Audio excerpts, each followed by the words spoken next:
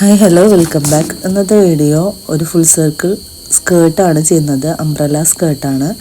ഫ്രണ്ടിൽ ബാൻഡും ബാക്കിൽ ഇലാസ്റ്റിക്കും ആയിട്ടാണ് വരുന്നത്. അതുപോലെ തന്നെ ഫ്രണ്ടിലൊരു ഡ്രേപ്പിംഗ് പോലെ ഒരു ലെയറും കൂടി നമ്മൾ കൊടുത്തിട്ടുണ്ട്. 5 ഇയറിലുള്ള മെഷർമെൻറ്റിലാണ് ചെയ്യുന്നത്.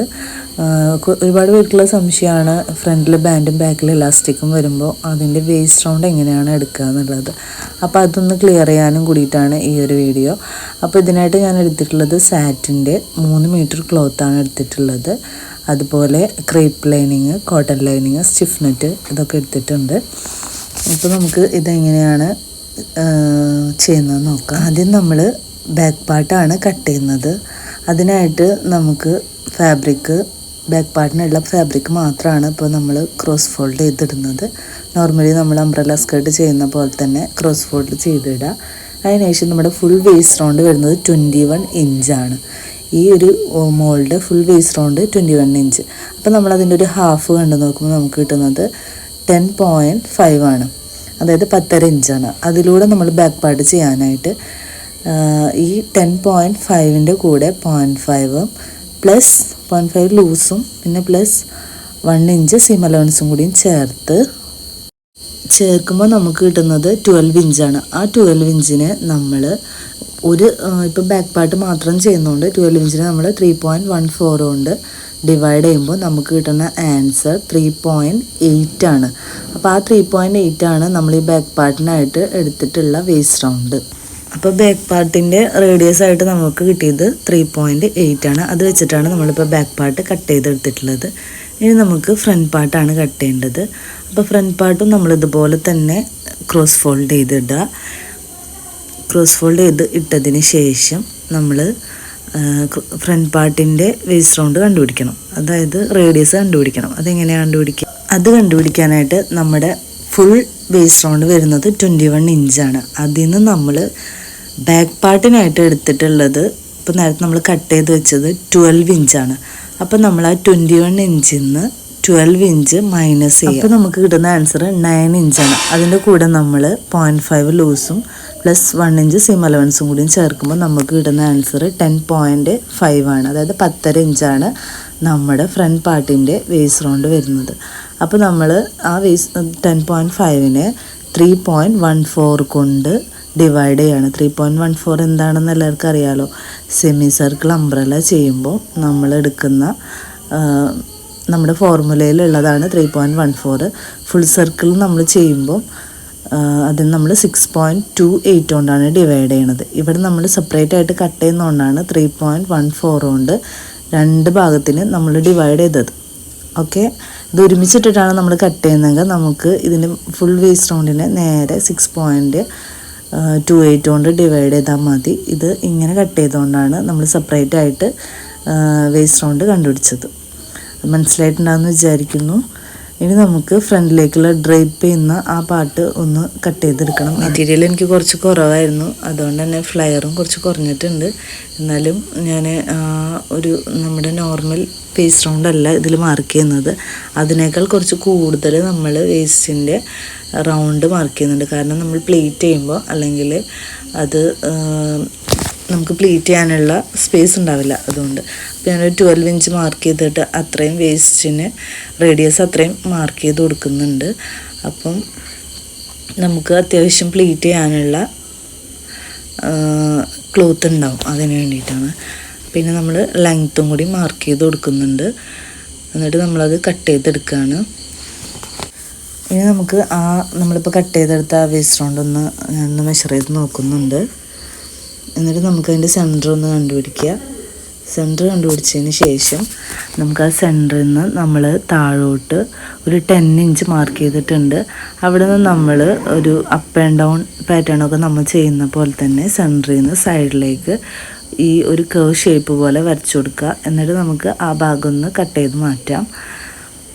കുറച്ചിങ്ങനെ ഒരു വേവി ഷേപ്പ് കിട്ടാൻ വേണ്ടിയിട്ടാണ് ഇങ്ങനെ ചെയ്തത്. അപ്പോൾ നമ്മളിപ്പോൾ അത് കട്ട് ചെയ്തെടുക്കുന്നുണ്ട്.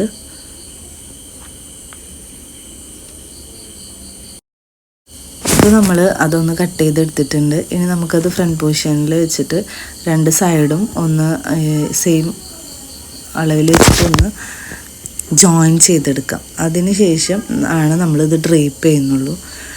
പ്ലീറ്റ് ചെയ്തിട്ട് ജസ്റ്റ് സ്റ്റിച്ച് ചെയ്ത് കൊടുക്കുന്നുള്ളൂ. ഇപ്പം നമ്മൾ ഇതിൻ്റെ രണ്ട് സൈഡും ഒന്ന് ഫ്രണ്ട് പോർഷൻ്റെ രണ്ട് സൈഡിലും വെച്ചിട്ടൊന്ന് ജോയിൻ ചെയ്ത് കൊടുക്കൽ മാത്രമാണ് ഇപ്പോൾ നമ്മൾ ചെയ്യുന്നത്. വേസ്റ്റ് റൗണ്ട് നമുക്ക് ഉള്ള വേസ്റ്റ് റൗണ്ടിൻ്റെ ഡബിളാണ് നമ്മൾ എടുത്തിട്ടുള്ളത്. അപ്പം നമുക്ക് വേണ്ട ഈ ഒരു സ്കേർട്ടിൻ്റെ ലെങ്ത്ത് വരുന്നത് അത് ഞാൻ പറഞ്ഞില്ല, 23 ഇഞ്ചാണ് ലെങ്ത്ത് വരുന്നത്. അപ്പോൾ ഒരു പിൻ കുത്തി കൊടുക്കുന്നുണ്ട്. രണ്ട് സൈഡും സ്റ്റിച്ച് ചെയ്ത് കൊടുത്തതിന് ശേഷം നമ്മളവിടെ പ്ലീറ്റ് ചെയ്തെടുക്കാനാണ്. ഇപ്പോൾ നമ്മൾ രണ്ട് സൈഡും സ്റ്റിച്ച് ചെയ്ത് കൊടുത്തിട്ടുണ്ട്. ആ ഒരു സെക്കൻഡ് ലെയർ നമ്മൾ അതിൻ്റെ മുകളിൽ വെച്ചിട്ട് ഒന്ന് സ്റ്റിച്ച് ചെയ്തെടുത്തിട്ടുണ്ട്. ഇനി നമുക്ക് പ്ലീറ്റ് ചെയ്യേണ്ട ഭാഗം മാത്രമാണ് ഞാനിവിടെ സ്റ്റിച്ചിട്ട് കൊടുക്കാത്തത്. ഇനി നമുക്ക് ആ ഒരു സൈഡിലേക്കായിട്ടാണ് ആ ഒരു പ്ലീറ്റ്സ് കൊടുക്കുന്നത്. പ്ലീറ്റ്സ് കൊടുത്തിട്ട് ജസ്റ്റ് ഒന്ന് അയൺ ചെയ്ത് കൊടുത്താൽ അത് നല്ല വൃത്തിയിൽ നിന്നോളും. അപ്പോൾ അതും കൂടി ചെയ്ത് കൊടുക്കുന്നുണ്ട്. അതിനുശേഷം നമുക്കിനി ലൈനിങ് ആണ് കട്ട് ചെയ്യാനുള്ളത്. ലൈനിങ്ങൊക്കെ നമ്മൾ സെമി സർക്കിളിലാണ് നമ്മൾ ലൈനിങ് അതിനെ കട്ട് ചെയ്തെടുത്തിട്ടുള്ളത്. അത് ലൈനിങ് കട്ട് ചെയ്യുന്ന വീഡിയോ ഒന്നും ഞാൻ കാണിച്ചിട്ടില്ല. ഒരുപാട് അംബ്രല സ്കേർട്ട്സും അംബ്രല ഗൗൺസൊക്കെ നമ്മൾ ചെയ്തിട്ടുണ്ട്. അപ്പോൾ അതുപോലെ തന്നെ നമ്മൾ സ്റ്റിച്ച് ചെയ്യുക, കട്ട് ചെയ്യുക. അപ്പോൾ നമ്മളിപ്പോൾ അത് കട്ട് ചെയ്തെടുത്തിട്ടുണ്ട്. ഇനി നമുക്ക് അടിയിൽ നമ്മൾ കോട്ടൺ ലൈനിങ് വെക്കുന്നുണ്ട്. അതിന് വേണ്ടിയിട്ടുള്ള പീസാണ് ഇപ്പോൾ കട്ട് ചെയ്തെടുക്കുന്നത്.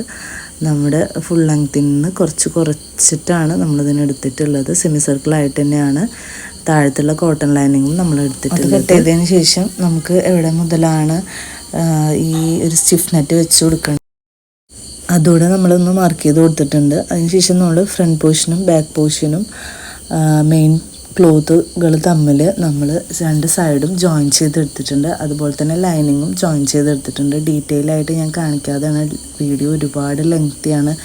ഞാൻ സത്യം പറഞ്ഞാൽ ഈ വീഡിയോ എഡിറ്റ് ചെയ്യാൻ വേണ്ടി ഇട്ടപ്പോൾ ഒരു 50 മിനിറ്റാണ് ശരിക്കും ഈ ഒരു വീഡിയോ വരുന്നത്. ഓരോ വീഡിയോസും അങ്ങനെ തന്നെയാണ് വരുന്നത്.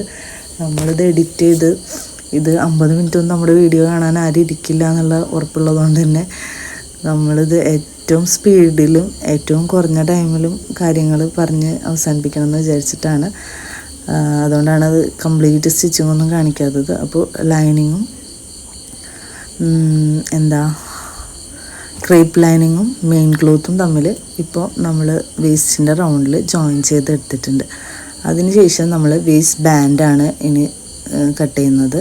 അതിനായിട്ട് നമുക്ക് ഫ്രണ്ടിലേക്ക് നമുക്ക് വേണ്ടത് 10.5 ഇഞ്ചാണ് നമ്മുടെ വേസ്റ്റ് റൗണ്ട് വരുന്നത്.